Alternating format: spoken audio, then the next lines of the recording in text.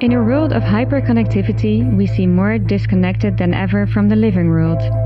The world of natural wonder that has its own systems in place and masters the art of coexistence.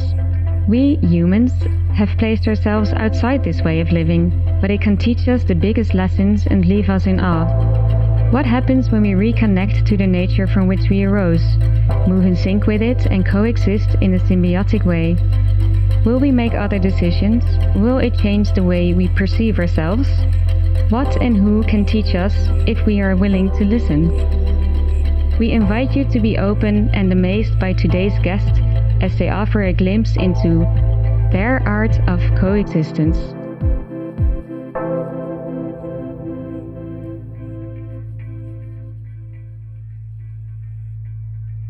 I am very excited and honored to introduce our very first guest for this new podcast, The Art of Coexistence.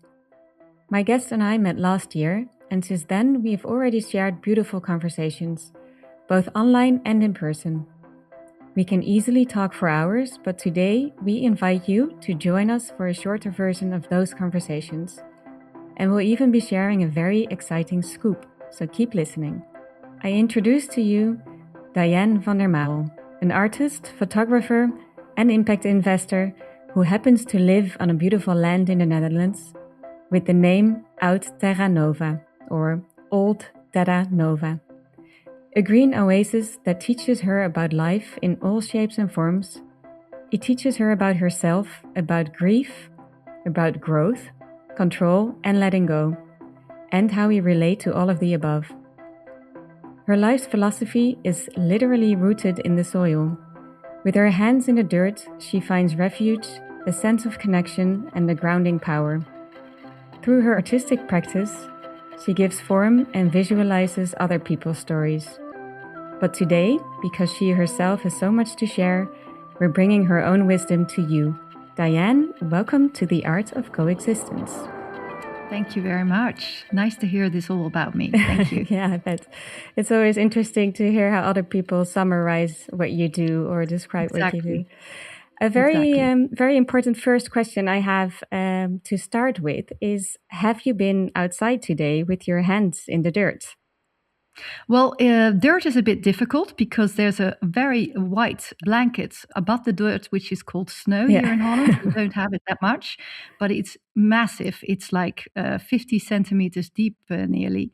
So it's a great joy to see a white world here in the Netherlands. And it's a bit spooky for some people because all the traffic, everything gets jumped up. But I think that's the resilience we need more and more in our lives for the future, in fact. So it's it's very beautiful. Yeah. Nature's beautiful. So I describe it as a green oasis where you live. So right now it's more of a white winter wonderland. So it's quite different. But have you been outside today? Have you been in the snow? Have you enjoyed your garden? Yes, of course. Yeah, I try to go outside as much as possible. I also have 2 dogs, so they need a lot of exercise, and so they've been jumping around in the snow. And they're black, so it's a really contrast between the black and the white of the snow. Yeah. Can you maybe share if something came up for you today? Now walking in this winter wonderland instead of the green oasis, but you have a strong connection to nature. Was there something that you connected with today? Or something that came up when you were outside? Yeah, I think because of the beauty of it, which really, everybody can see the beauty, but on the other side, it also is kind of for a lot of people with the things they need to do this day, a pain in the ass, really. So you can see the different aspects of nature really doing its thing, and us people trying to move in our own dedicated way of what we want to do, and that just is not in sync anymore. So you see more and more, if nature does things we are not used to, then the whole system really collapses, which I find kind of, Corona was a very big thing with that, but now it's also here in Holland, but it's happened of course in Spain as well, It just brings us to stand. Yeah, it almost paralyzes us in what we're used to do, but it maybe also gives us a moment to stand still and appreciate the stillness of it as well. Is that something you you experience now when you go outside, that it's more quiet, or is it, what does it? Yeah, I think it's something. It's really like a calling from nature in a way, if you look at it that way. I mean, you really can't move literally, because it's dangerous outside by cars which don't have the right tires. Everybody's trying to move with airplanes. The whole Schiphol is really crowded. People can't go home. Yeah. So we're kind of, we want to move all the time, but we need maybe to ask ourselves where we're moving to. Yeah, that's a beautiful question already. Well, how would you answer that question yourself? Well, I think we've made a world where everything is really, we think, very well organized. We kind of try to think we got it all covered. And I think it's I've noticed it's not the right perspective. I mean, being more and more and surrounded by nature, you can see that we are one with nature, and seeing then that everything we do is not in sync with nature, and we're really destroying more than we're bringing back the abundance which nature has in it. How do you say that? Counterproductive, in effect. And we are like to be very productive species, and it's not working anymore. So instead of that you see us moving towards something, can we say that you witness us moving away from something, which is moving away from nature? Yeah. I think we more and more don't understand it anymore, and that's why we don't understand each other and ourselves. And I think a very important thing is to know thyself, to understand who you are, what you have to bring in this world. And those are a lot of questions I've been asking myself as well. And I can feel a lot being in nature and feeling really a great belonging to be in nature and to work with nature.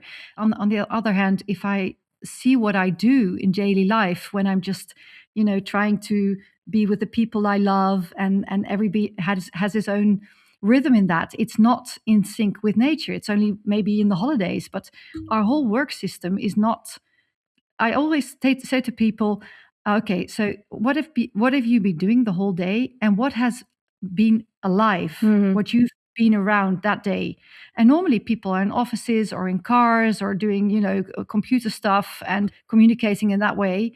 And more we're beginning to bend to a more machinal, more mechanical kind of world.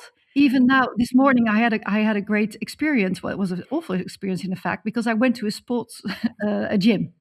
Because I'm getting older and my muscles need to have their workout. Yeah.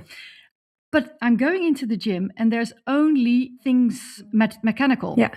So it's my body with the machines there trying to get my muscles working. And I'm like, okay, why am I laughing? I had a laugh all the time because I found it so funny that I was moving the machine all the time, and that was going to be good for me. Yeah. And I said, okay, I really need to work on these muscles, but is this the way? And they're all, in fact, it was so computerized that it recognizes me, and then I'm doing a pack game where I'm following with my movements. Okay. I'm following a pack kind of machine, so I have to do it in the right way, so I get my points and I get my reward.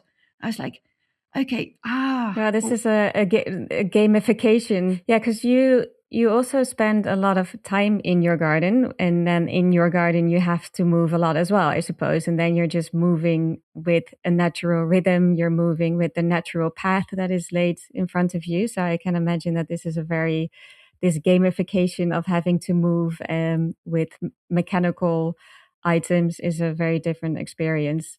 I do want to ask, because you already described it quite beautifully, but can you tell us a bit about your relationship with nature and about the land that you have in the Netherlands, and what it means to you, and what your journey has been to get there and to realize how important it is for you?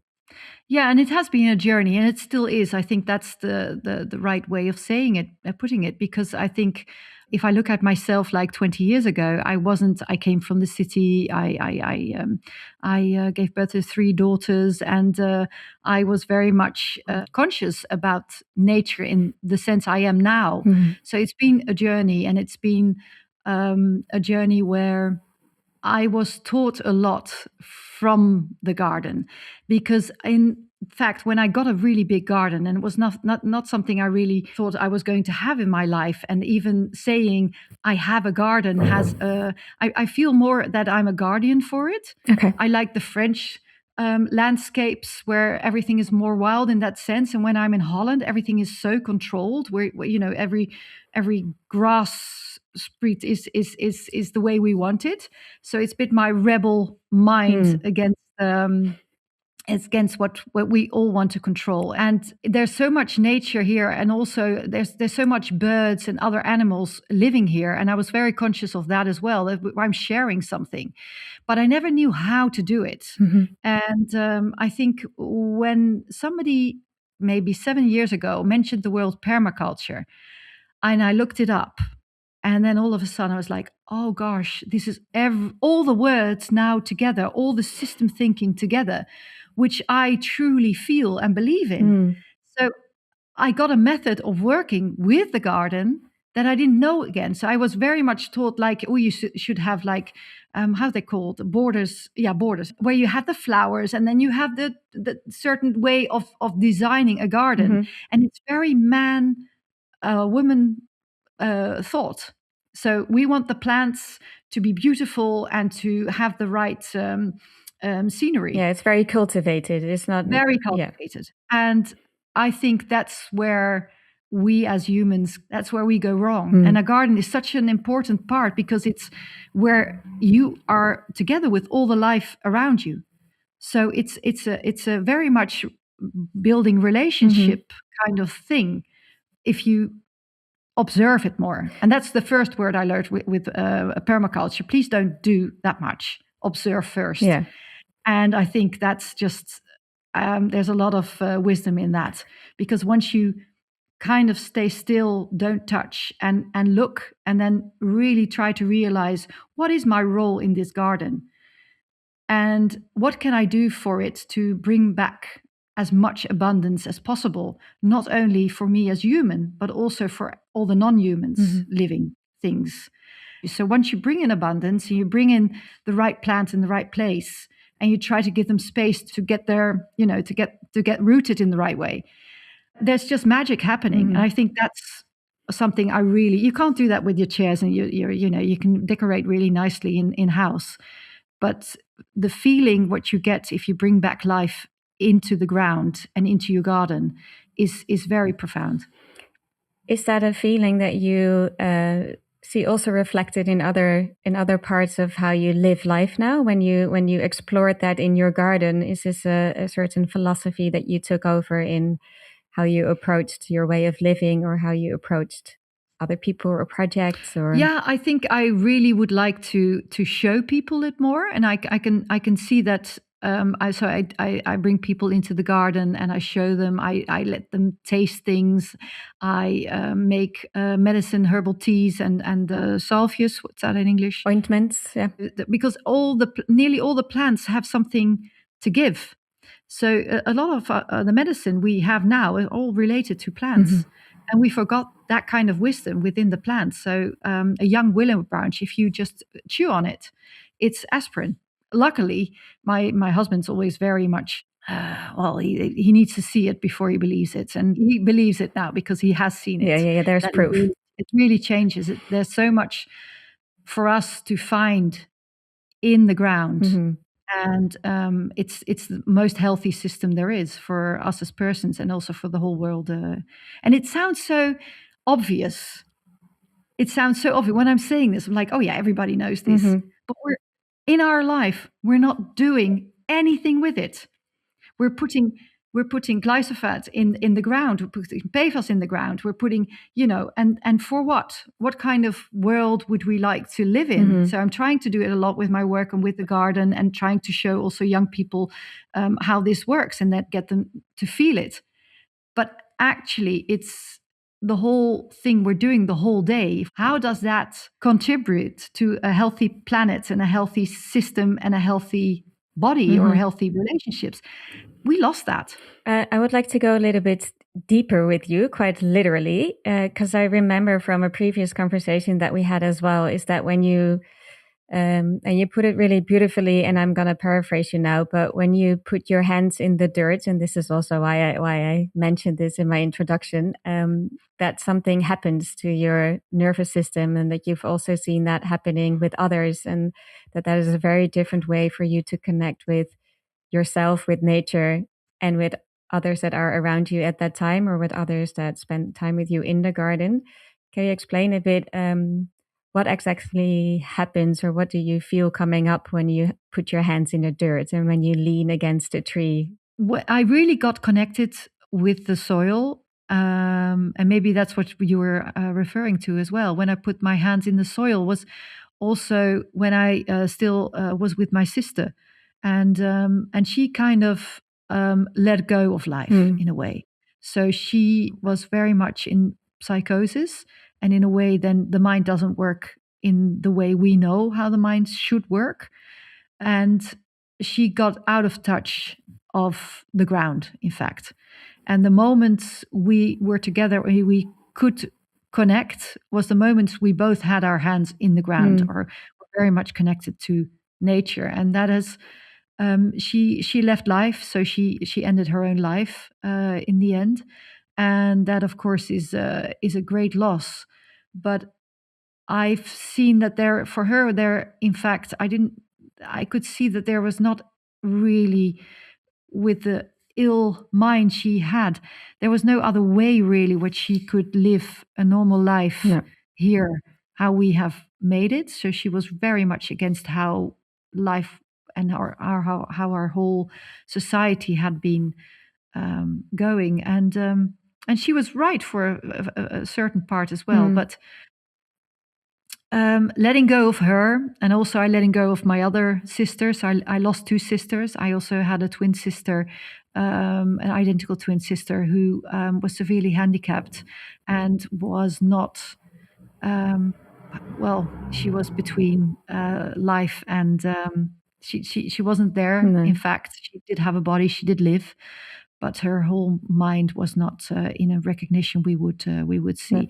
So both sisters died because life was different. And maybe that has also formed me, that I understood that we want to control a lot of things, and we don't want to let go of things. And I've learned to let go of two people which were very, very dear to me and very near to me as well. And a lot of people lose people, and I think that's maybe something we should embrace more, and see that this is the cycle of life as well, and of love, in fact. And that it's also very important to ground. And that grounding can only happen if you, also for me, after especially my second sister died, it was a grounding experience to just go back into nature and back into the garden and just work with that. And it helped me a lot. And I can see it also with a lot of young people. I have 3 daughters now grown up, but the struggle they're in about not being connected with the others, and the pain that gives sometimes, all these struggles, how they should be a certain person, how it's always been there, but it's now gone worse and worse. But it's very individualistic society we're building up. It also sounds like from this story that connecting with them seemed difficult on the human level as we know it. So connecting with the mind was a difficult task for both of them. What exactly happened with your second sister when you were together in the garden? How did you feel that connection? Was it through conversation, or was it through just being together? What was it that you experienced? Yeah, it's a good question. I could see that her mind also, and my mind, of course, as well, wasn't going all the way, because there were voices in her head talking to her. That was obvious. And those voices quiet down. So she could quiet down her own mind by doing that. And it also grounds you once you're in soil and you're busy with plants. They give back all the time. And I really would, if anybody listening here want to inspire them to put their hands into the ground and get them really dirty. You will feel it. I mean, I find it always difficult to really explain it by words. There are a few great people nowadays who like the Braiding Sweetgrass. I would definitely recommend that book. She talks, also an indigenous person from America, and she talks about nature in a way we can reconnect with it. Yeah. And also in words. And but it's a feeling. You will feel it once you set your hands in the ground and you're busy with plants. They talk back. I wouldn't have said this 5 years ago, but I now definitely know that plants really make contact. Yeah. And it's probably with a different voice that we're used to. It's not the human voice that is maybe talking back. Yeah, it's because there's a lot of energy and things around us we don't see, and there's a lot of way of thinking. We try to control things we don't understand by science and everything, but science, only thing science ever does is try to get it factualized. So then, it should be understandable on its own, but nothing is on its own, and that's our biggest miscomprehension. We're all connected. Everything is connected. So everything has a certain involvement with the other. So if we cut those things loose and we think, oh, but this is the case, then we're not grasping the whole picture. So there's that we can't solve the problems we have now with the mind. And it's not possible. No. And with your personal story that you just shared as well, everything is connected, and here the life and death is also very much connected for you. From what I understood of it is that after that experience, things shifted for you as well. Like you also look at relationships maybe in a different way, and looking at loss and control in a different way, because there's nothing you can control about life and death, right? That's really, I think that's really has been about letting go, and not. There's a lot of trauma in there, because you always think, if something happens like that, could I have done better? What could I have done? And I've really understood that I couldn't have done anything. This is how it was supposed to be, and this is what happens. But it's also about what I saw, what her illness made worse and worse, is about not being in contact with other people. So it's all about, staying in contact with yourself, with others. We really need each other, and we really need nature together with us. What are the thoughts and the feelings that come up? I think a lot what happens is it quiets your nervous system a lot. And that's also scientifically totally been investigated.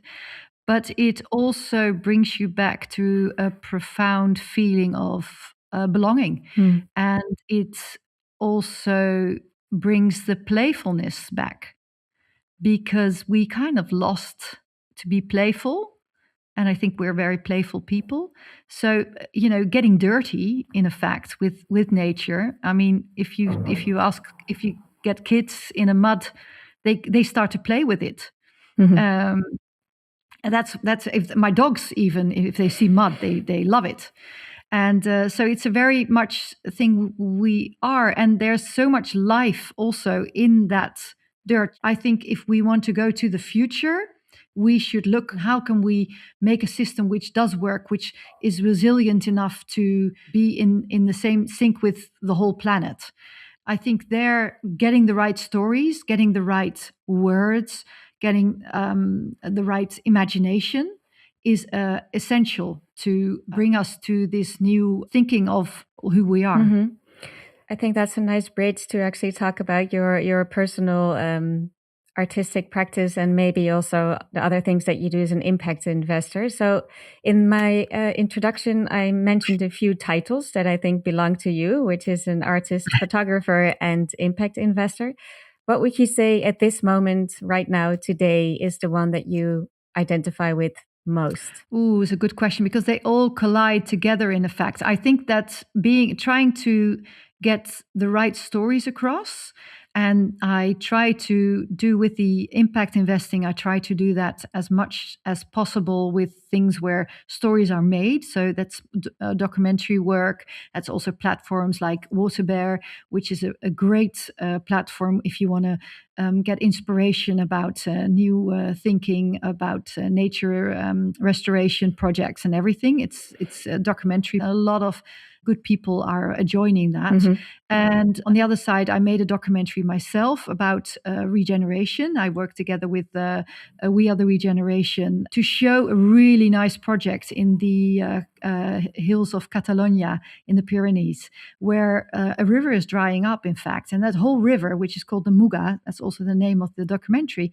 And Muga, it sounds a bit like mother, but it is like a mother, because what the river does, it gives water to the whole north of Costa Brava. And I mean, Costa Brava, that's where all the people go for holidays, a lot of people, and where they fill up their swimming pools, and where they're very dependent on water. And nobody gets a relationship that if the river doesn't flow, there is not going to be water. And we just think, oh no, it's going to be fine. It's not going to be fine. It's a huge problem. And also fire, if things are drying out, it's a huge problem. And the whole ecosystem within the whole Catalonia, within the Pyrenees, is not in the right, doesn't work, because there's too many oak trees which are sucking up the water because of a system of coal. It's a complicated story. The balance, it's not in balance anymore, basically. It's not in balance. And the whole documentary explains that's how nature works, how people work, and how they can work together. And it's all about regeneration. So that is a recent project that you participated in actually making the documentary yourself. So together with a team, of course. Yeah, of course. And there in that project, you had the role. It was more of an artistic role because you were directing or filming the documentary. Well, there's another filmer, but together we made the story together. And I found it the voice of the river was one of the things which was quite exciting to do, but worked really well. And I was also the initiator of it, because I knew both the projects, both the foundations of We Are the Regeneration, telling the stories of a lot of people who are busy with ground up rooting projects to really bring back life into different areas. And then this concrete project of this Dutchman, Stefan Donge, who is with a lot of people around him, regenerating 100,000 hectares of the Pyrenees for fire prevention and getting back life again, like the water flowing and the animals back again. And it's a fascinating story to tell. And also we hoped with the movie that it's not only to explain people, but also to give the feeling of belonging again. So we filmed it in a way that people really want to belong and want to participate in these kind of things. It's a beautiful documentary. I've watched it myself, of course. I'm curious for you as a photographer as well, when you use a lens to tell other people's stories, and in this case with the camera, you're using that lens to visualize the story of the Muga Valley and of the community in that area. How do you think a camera helps you, or what does this lens that you carry with you mean to you? I think what a lens does is it of course it's your framing. Whenever you're using a camera, you're using a frame, and you're directing people to get them to see something and move them in a way if you do it the right way. It's bringing light to things, because photography is about lighting. It's always about light and capturing light. I'm more a photographer than a filmer. You try to touch people on things they know, but they haven't really considered or seen before. So like I did a project on the gardens of the Palace Soesdijk here in Holland. And with 5 other artists, I was the photographer, and the other artists used more the soil and the leaves and everything to make other art work. But I went in the whole year in that park where nobody ever was anymore, because it's totally it's not used anymore. by royal family, and it's now trying to develop its own story. But the story, what I found there is that in autumn you had a lot of ferns, and they turn gold. They really turn Yeah. gold with the right lighting. They are like gold. And so you had these really big trees, and the golden ferns, and everything just turned into gold, which I found so fascinating, because this of course is the natural gold. So we, in fact, we're very much attached to gold. We find the value in gold very big. Mhm. But in fact, this was a whole golden environment. So I brought back the natural gold into the palace, which I found a very nice thing to do. And people felt it, because we were telling the stories about bringing back the nature into an old palace, and telling the stories on why the beauty of things we kind of lost in the last century. We were very conceptual with art, and now finally, and I'm really happy with that. You can see that people are getting attached more, that it can be beautiful, because when beauty really touches us, and I feel that if we are not touched by things, we will never change our way of thinking. Is that also what you would say your focus is when you want to tell another person's story? Is that do you see that as a role for you, that you bring the beauty in the story, the aesthetics of it? Is that the magic? Yeah, I think we need the magic. We need to fall in love again, and we need the magic to really want to take care of things again. We're not taking care of nature, and we are, and that really saddens me as well. Is this something that you think some people with really good ideas are lacking, that they don't know how to convey their story in a way that is emotionally appealing? Is this something that you're witnessing around you, or is it? Well, I've always thought, and I still think, that artists are a very important part, especially when things are not going well. So where we're going now with more and more violence, power, movements, we see it all around us all day. It frightens us, and so we get really stuck. We get paralyzed, and luckily there's also always artists which show ways in new perspectives and new ways of doing things. So they're the active ones. So when artists become activists, in fact, and that is happening now more and more.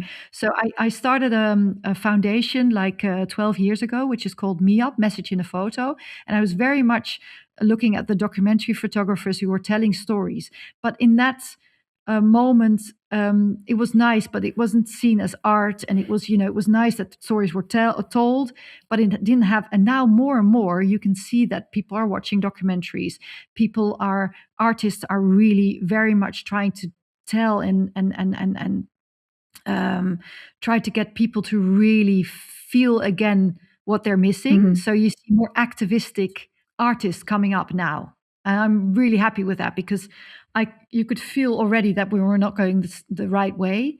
And then artists standing up and making work, which kind of brings us off balance and makes us re-see and reimagine what's right in front of us. That's what we always have needed. Is that something you can see yourself doing as well, being activistic in your art? Yeah, more and more. And also, I think what I also do a lot is that I try to combine artists together as well. So I feel it's really important that artists also work more and more as a collective. And not only the artists, but the artists work together with scientists, artists work together with other kind of people.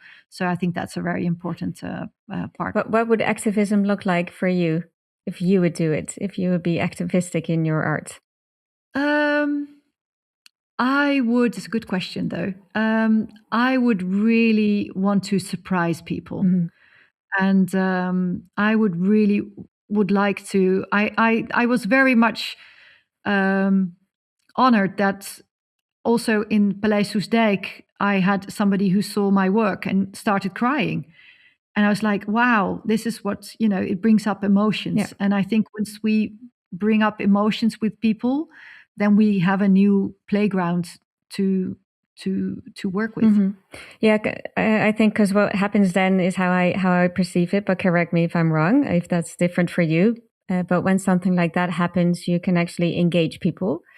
and bridge them towards connecting back with nature, because that is what you were doing in Soestdijk as well with the ferns and the gold, is that you're showing the beauty of nature and then bringing the outside inside, and those aesthetics that then trigger, like the beauty that triggers emotion, makes that people understand why it is needed to stay connected with it. Yeah, absolutely. And that's maybe also the whole garden part, where I really feel that if we want to change the story, we can do it because we don't know what to do anymore. We are very much looking at okay, everything's going wrong. What can I do? And there's a lot of power right in front of you in working. So it's very much community driven, and also the community is not only people.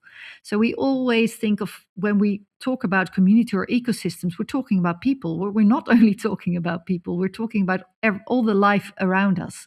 And I feel that more and more, that's an important thing to reconsider. We really lost that. So if we do things, we throw things away, or if we are busy with planting, for example, plants, we should consider the plant has a certain a role to play value as well. Yeah, I think maybe this is actually a really good moment to announce the scoop that I mentioned in my introduction, because you were talking about bringing artists together. We're talking about people and the more than human organisms all being part of a community.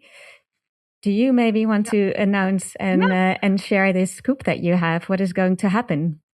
Yeah, so the scoop is that I have the fortunate that I have a really big garden, but also there's a more different buildings on this ground as well. And one of the very nice houses just on the lakeside of the river, the Vecht, it stands. And it is a house where we've all subletted a lot of years, but we now are ready for making it an artist in residence place, a place where we can bring together a lot of different people, where we can make dialogues, where we can make expositions, where we can have artists staying and working, but also always artists which are working with the garden, with the nature, and a place where you can really try to reconnect. It's a creative place and space to see what can be happening if we work together again. Yeah, I'm personally also very excited about this, because I visited your garden, of course, and it's a beautiful place.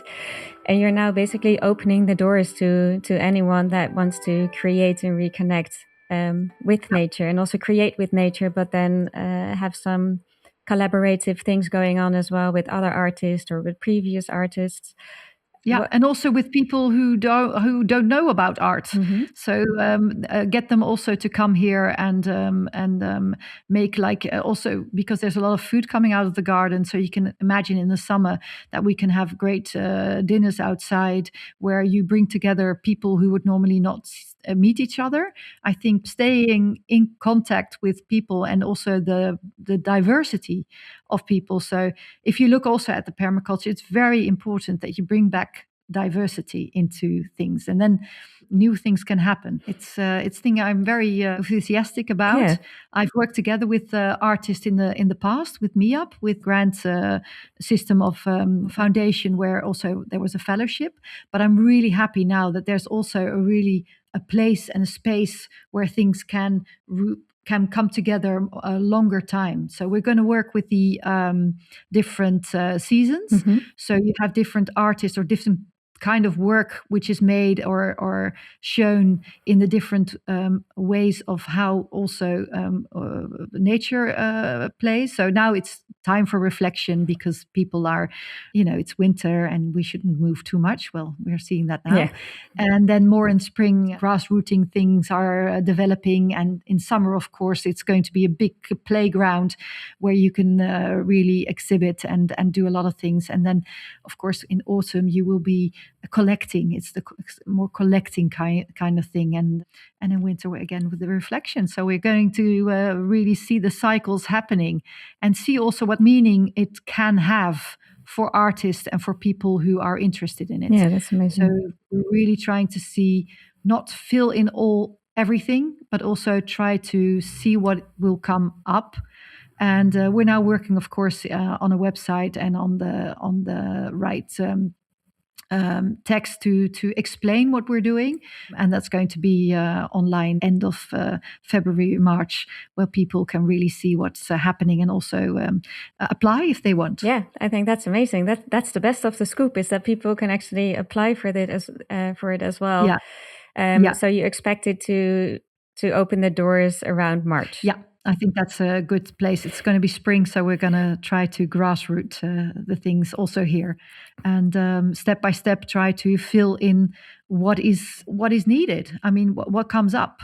I think a lot of the work I have been, how I've done my studies, that you have to control everything. You're really, and I find the role of an artist one where you can let go. So I find you make a few boundaries, of course, like the garden has a few boundaries, but then please also, we should also try to not be afraid of chaos, try not to be afraid of things we don't know. I think if we're more resilient on things happening and seeing every time, what does this mean? What can we do with it? So this is also with this thing, not trying to get it too much. It should be this, it should be that. But let's see who comes up. So anybody listening to this and feeling, oh, this is something I would really like to know more about, please come in contact. Yeah, we definitely we will put something in the show notes, and once it's live, then we'll share it as well, of course, so that people don't have to wait too long for it. And I think you're really taking a step back at what you're also doing in your garden. So you're really letting go of that control. You're taking a step back to see what's happening. So what you see in your garden is things will seed itself. And it sounds like this is also kind of what you want to do with this project, is that you take a step back and you see what happens, and then things will cross-pollinate and maybe seed themselves as well. And then and change the story. I think if you need places where there's room to change a story, to get an open view on what can happen if you bring something new to the table.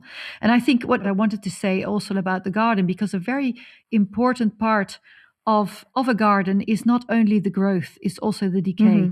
And I am fascinated about composting, because in composting something new is coming up. So we cannot only get the beauty and the new stuff if we are not also able to see and live in things that are dying and are trying to renew itself.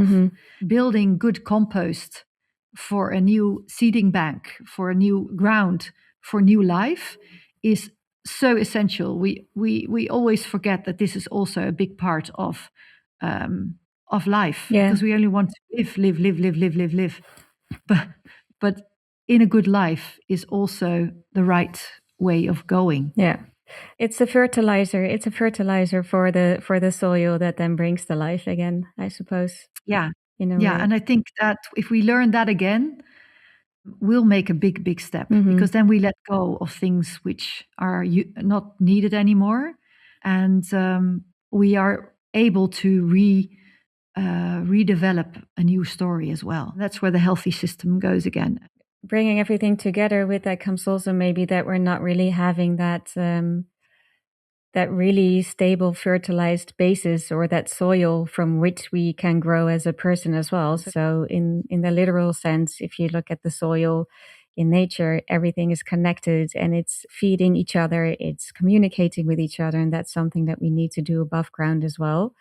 But you mentioned before that composting for you is also an important part, not just in nature, but also in other ways of how we see society. So how would you define composting, if not in the natural sense, but more in the societal sense?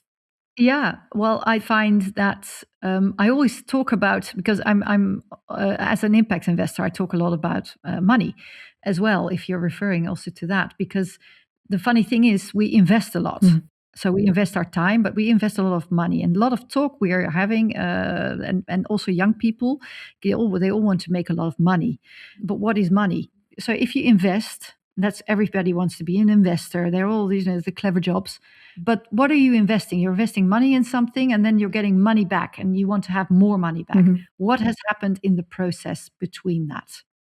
I think that's a very fascinating thing. So if you haven't brought value in, but only more money, nothing has changed. So I try to talk, if you're talking about impact investing, I try to talk about composting. Yeah, okay. Composting money.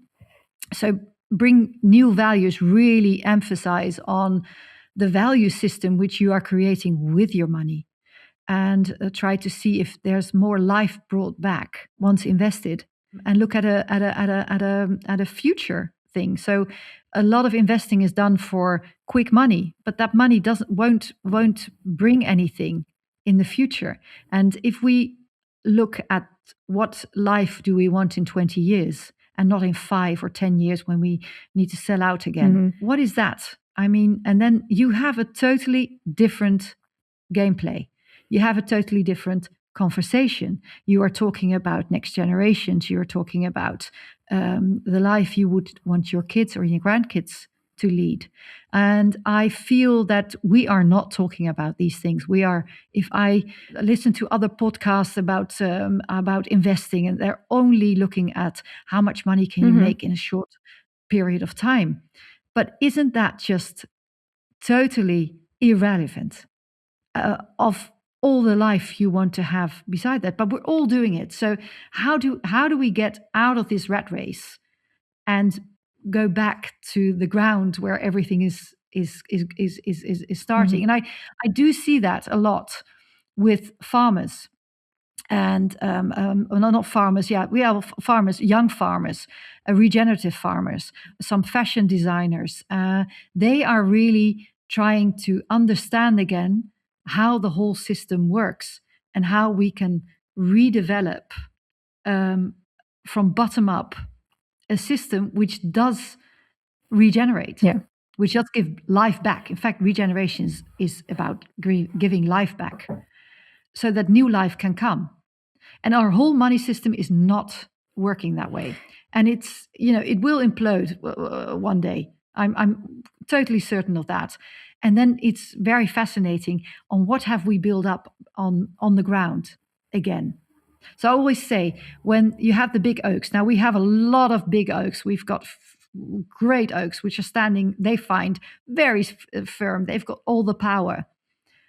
But you only need a good fire or a good water thing, and the oaks go.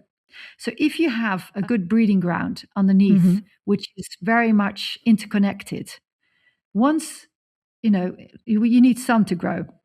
Once the sun goes, so the oaks go, the sun comes in. And then if you have it good connected, it will grow immensely fast. And that's where I invest in a lot, my time, my money, and everything. And also the stories which are in there, to get that coming to life, get that interconnected as good as possible. So it's strong enough once the sun shines on it again, that it can sprout very easily and bring a new system, which really is much more about life for everybody. Yeah. And I'm not talking about communism or anything. I'm just talking about that it's a more healthy system. Yeah, because in the way you explain it with the one oak versus all the other things that can exist once that one oak disappears. The diversity of exactly. I was going to say it's much more nutrient, it's much more rich, and a lot of different things can actually come from that collaborate. So it's a more collaborative system because it's so well interconnected, and it's not just that one lonely large oak gets all the water, like in Catalonia. Yeah, because that happens. Yeah. That's really what happens. So it's a metaphor, but it's also real life. It really happens also in that sense. So it will also, the oaks will go one day. In the monetary world, you mean? Also at the moment, if you see what's happening in the news every day, So how as an impact investor do you? Because you say you use the word composting a lot as an impact investor. And what does that look like in practice? I'm really emphasizing on the value part. So if you have a compost heap which stinks, it doesn't work. So you need a healthy compost, and that really smells really well. So you can sometimes really touch. It's always about people. So I always invest in people. I invest in the stories they tell, in how they interconnect with other people, how they are willing to be vulnerable, to tell the true story, and how they work together with others. My emphasis is on storytelling, and I think if we really want to move forward, we should change the story. So of course, then the art is coming to tell that story in an appealing way. Yeah, a lot of the things I'm doing now, and luckily also now, beside me, is helping artists to find a place where they can work and show and discuss on what they're doing, and then finding the right people to see this as well and to experience it. Yeah. If I would ask you now, what is a person, like either an artist or maybe a book or maybe a film or maybe even a plant or tree that inspires you, what would you share with people? There's so many things now coming up.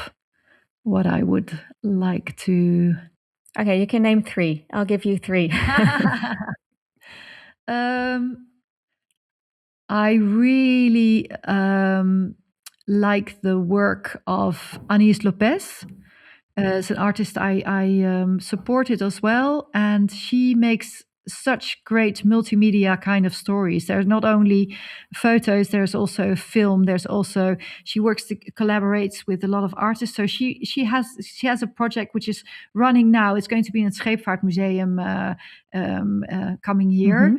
And it was in the Japanese Seabold Museum just last year. It's about a monk and a turtle. And here you see human, non-human already. And it's all about how in Japan, it's all about her journey to Japan. She also just lost her sister and she was pregnant. And then she went and she really wanted to find something which the monk had. And then she went on this 10 years, and she really went for it, quest. And she came back and you have to see it yourself. In the end, of course, it was right in front of her, but she looked the wrong way. Okay. So I think it's like a poetry, a story of belonging and of grief and of where the real truth is. And because what she does, she collaborates with painters of Japan. So you have this also intercultural way of imagination, which makes it really, really interesting. So she also talks to the animals in the wood, which tell her the stories. But it's like you would say, oh, this is very much imagination, but it's like it's really happened for her. Okay. So it's fascinating how she brings back all these stories. That sounds really beautiful. So that's a really big one. And I love the words which Robin Kimmerer, from the Braiding Sweetgrass. Her book, The Braiding Sweetgrass, it's like a Bible for me.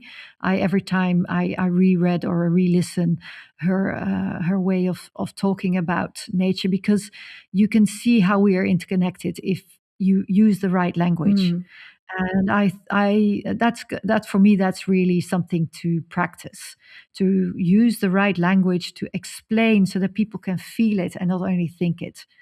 Yeah, I think that I'm more and more convinced that if we bring that more to the table, we will have different discussions. It's about not what do you think, it's about what do you dream. Okay, that's beautiful. Yeah. Okay, thank you for sharing those. I have one more last question before we round up this conversation. We would really like to give the listeners a souvenir from you, from this journey that we have been on with you right now. So if you have to give us one task or activity, which we then call a souvenir, something that we can do or experience today or tomorrow, maybe, depends on when people listen and when it's possible for them. What would you give us as a souvenir?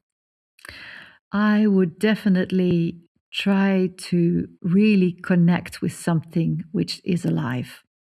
And of course, just go to a place which is as much nature as you can find it at that point, and maybe revisit it a few times, and then just observe what is happening around you. So try to be 360 degree in living things. And then you will already have to consider what is alive and what isn't alive. That already is a step, because you will find a lot of places, oh no, that's not alive. Oh, that's not alive. But really somewhere where everything around you is alive. Mm-hmm. So it's nature. And the only thing you need to do then is just put an open mind. Just observe.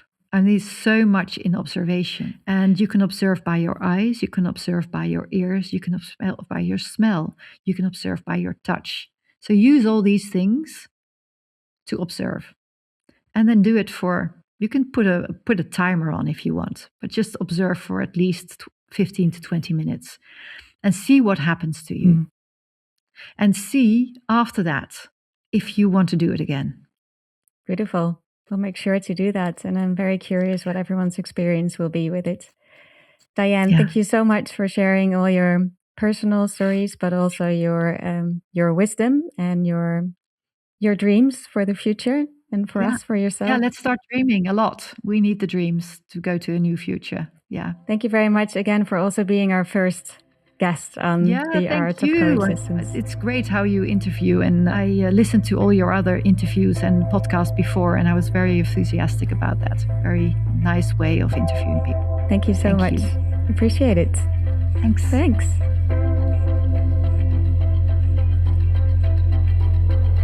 Thank you for listening to The Art of Coexistence, a podcast produced by our Celian publishers. Editing by Axel Fruman, music by Mark Omen, and hosted by me, Daphne Fruman. Find us on your favorite podcast app and give us a follow, like, subscribe, and/or share, and we'll see you again soon.